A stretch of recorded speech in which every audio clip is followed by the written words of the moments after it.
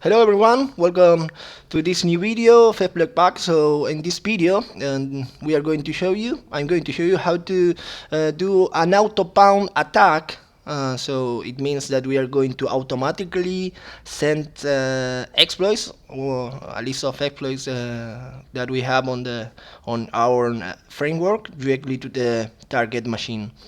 So in order to do that, of course, you have to first, you will need exploit pack. If you don't know how to use it, you can go to the video that will show you how to install exploit pack. It's really easy because it's multi-platform score and you have to only just double click the shard file and get the JVM from Oracle. Okay, so I have here running exploit pack. It's running on OS X, but it will run in the same way in for Windows and Linux and anything that can handle a JVM. So first, if you want to deploy this kind of attack, you can, of course, you can do it manually here by going to auxiliary. First, choose a remote scanner, then launch a scan.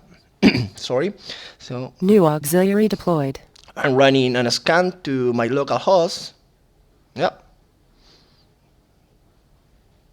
The exploit pack in the backend is going to use nmap, and yeah, I have these ports open on my machine. 1234 is one of the ports for the reverse shell, and 631 is a normal the normal behavior of the OS X, and I guess it's caps or something. So if you go to preference, here you have to set the path of the map, of course, because you will need it, and Python. So after that, you can choose that exploit and then launch it to that desired target. If you need to edit the exploit, you can do it on the fly here, and then choose save and execute, and it's going to save the exploit and of course execute it on the target. You define the target here. But if you don't want to do this manually, you can always use AutoPwn. This AutoPwn feature is sort of is similar to the feature that you have in the old versions of Metasploit. After Metasploit fusionated or something like that with Rapid 7, they started to remove this kind of automatic features, and so if you want to really use this AutoPwn in Metasploit, you have to pay for it, and you will need a license. Exploit Pack is a GPL version 3 open source project, so you don't need anything.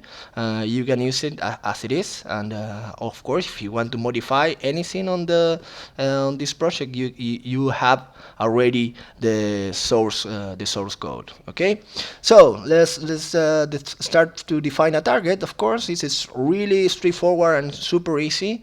So you have to define the target IP or URL here, and then the type of attack. So you have three type of attacks: by open ports, by services open, by services detected, and by reference.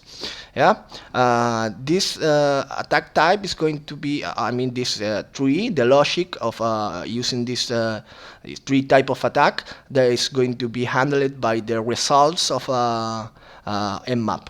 Okay, that first is going to run a port scanning, of course, and after that is going to attack this target using this one of these types, and of course after that is going to try to execute a shellcode. Yeah, if the exploit was successful, it's going to try to execute a shellcode, and you can choose execute code. Like a POC, you are going to choose execute code.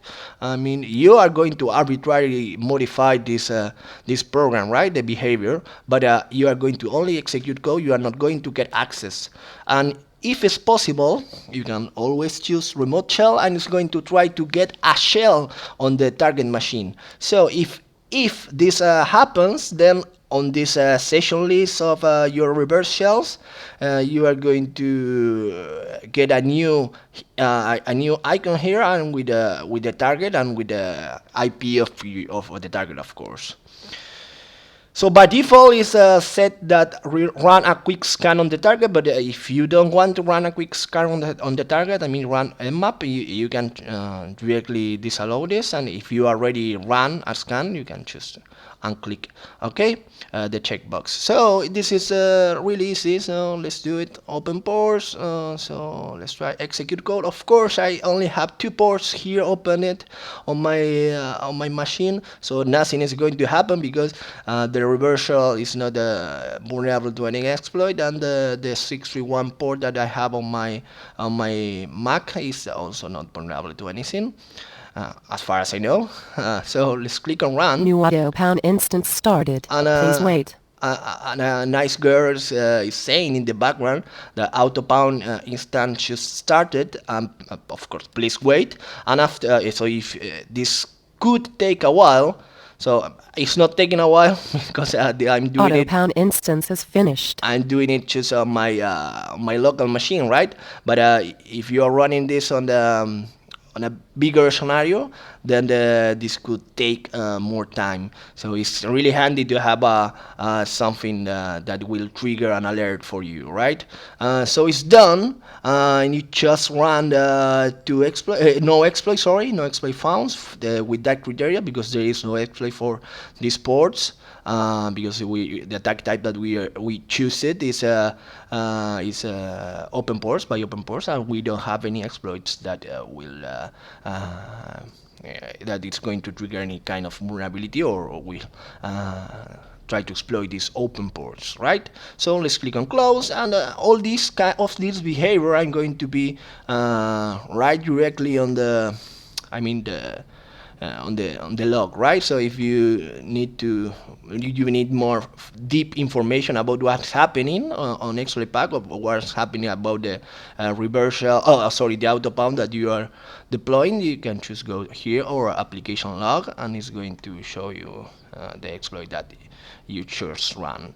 Okay, so that's all. And of course, if you want to check a little bit of the information of the exploit, you can choose directly click on it and edit on using the Python editor and go to quick information. It's going to give you, for instance, this CVE and a quick description of it, and so yeah, it's pretty straightforward. Okay guys, so thanks for watching, and see you in the next video. Remember to subscribe to the channel and leave you a comment if you like the video also. So thanks, bye.